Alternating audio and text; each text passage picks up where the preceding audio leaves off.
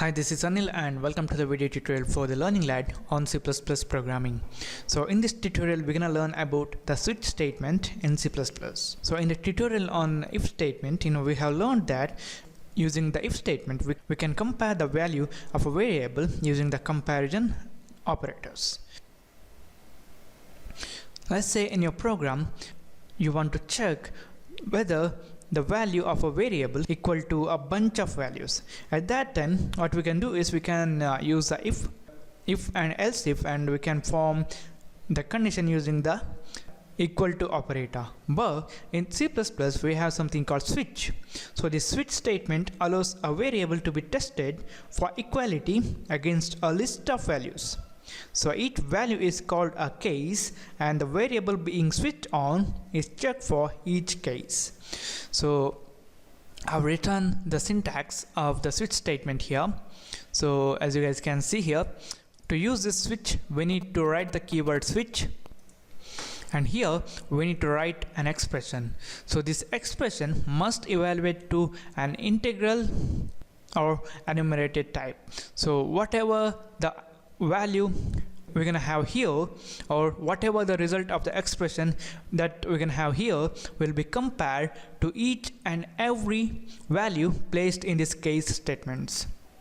So these cases are nothing but one of the values that we want to compare with the result of this expression or with the value stored in this variable we specify here. So we can have as many case statements we want. So this case statement is going to contain a value that will be compared to the value of this expression, and if that value is matched, then we're going to execute the statements in that particular case or in that particular block. Once we execute the statement that we wanted to execute, then to come out of this switch statement we're going to use the break statement, and we can have a default block which will be executed, or the statements of a default block will be executed if none of our case matches the result of the expression or the value stored in the expression. So if it's confusing, don't worry, while programming you guys can understand easily. Alright, now I'm gonna delete all these things and we're gonna write a program. So here, just for the demonstration purpose, we're gonna compare the grade of a user with the various values. For example, if the user has a grade A, then we're gonna say, okay, you got the grade A, you're excellent. If he has the grade B, then we're gonna say, okay, not bad, like that. All right, first I'm gonna create a character variable. So it's gonna be char, and I'm gonna call it as input. All right, and next I'm going to use a switch statement. To use the switch statement we need to write the keyword switch and then a pair of parentheses.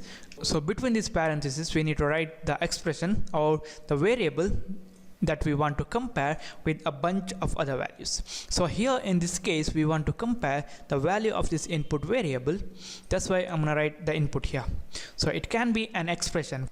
All right, but make sure that when we use an expression, the result of that expression must result in integral or enumerated type. Next we're going to write a pair of curly braces, and between these curly braces we need to write the case statements. So these case statements are nothing but the value that we want to compare with this input. So in this input variable may contain a value A, B, C or D. So here what we're going to do is we're going to write case A. I'm going to write capital A, and since it is a character it should be written in single quotes, then colon, and then if you guys want, you guys can form a code block by using this curly braces. I use this because when I use this I can place the code neatly. So here within this block I'm going to write the statements that I want to execute. So here we're going to say cout, we're going to say excellent.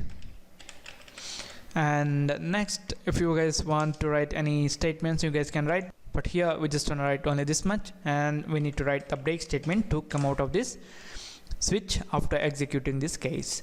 And then I'm going to copy this case and I'm going to paste it in the next line,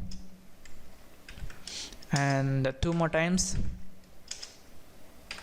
Okay, next I'm going to change this one to B, and the message is gonna be very good, and this is gonna be C, and the message is gonna be good, and this is gonna be D, and the message is gonna be okay, not bad. Alright, so I'm gonna save this one right now, and we're gonna initialize this input variable with a value of A. So I'm gonna write capital A because we have used capital A here, and I'm gonna save this. I'm gonna build and run this. So you guys can see it says excellent. So that's because what happened here is this input variable was containing the value A, so that value will be compared with the values which we have in these cases. So first it is compared with this case A, and at that time it matches, and that's why the statements inside that block or the statements in the case A block will be executed. Excellent. And then we have the break statement. That's why the control comes out of this switch statement, and it just executes the other statements. So we're gonna have done grading. All right, before that let's include a new line. So it's gonna be end line. Alright, I'm gonna save this and run it again. So now you guys can see excellent break statement, and it comes out of this switch and continues to execute the other code. The next thing is if we change this one to, let's say, C, and run this, it says good, done grading, and similarly if the value is B or D, then it's going to execute the particular or the respective block. So I'm going to save this one. The next thing I want to teach you is about the default block or the default case. So in a switch statement we can have a default case. So this default case or the statements that we're going to write in this default case will be executed if the result of this expression or whatever the value we have in this variable will not match any of the values of these cases. At that time the default block will be executed. To write a default block we need to write the keyword default and then the colon, then this curly braces are optional, but I'm gonna write it because it allows me to organize the code properly. And we're gonna say don't know your grade. Alright, I'm gonna save this one, and here we're gonna change this one to, let's say, F. Now we have F, and none of these case values are gonna match this value F, and that's why this default block will be executed and it's gonna say don't know your grade. I'm gonna save this one. I'm gonna build and run this. So it says don't know your grade. Alright. And also, I don't know whether you guys have noticed or not, we are not using the break statement inside this default case. If you guys want, you can use that, but this is of no use because this break statement is used in a case just to come out of the switch statement after executing the statements of a particular case. And since this default case is always written at the end, after executing the statements of the default case, the control will automatically come out of this switch statement. So that's why we're not using the break statement, or it's not necessary to use the break statement in the default case. Here if we didn't have this break statement, what happens is and if we had the value A, then this case A will be matched and this cout statement will be executed, and then the other statements in this switch will be executed. So it's gonna execute excellent, then very good, and then we have the break. That's why it's gonna come out of this. So just to demonstrate that, I'm gonna build and run this. So now you guys can see here we have excellent, then very good, and then done grading. Because of this break, the control comes out of this switch statement. So I'm gonna close this one. And the next thing that I want you guys to teach is, if you want to execute the same statements for different values of cases, then you guys can combine them. So here we have case A and we are executing this cout statement. Let me add a break before.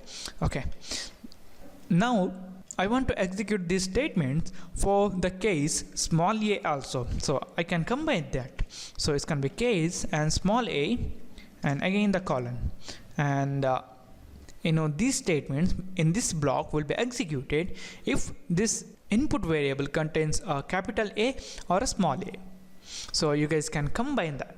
So I'm gonna change this one to small a, just for the demonstration purpose, and I'm gonna build and run this. So now you guys can see we got excellent.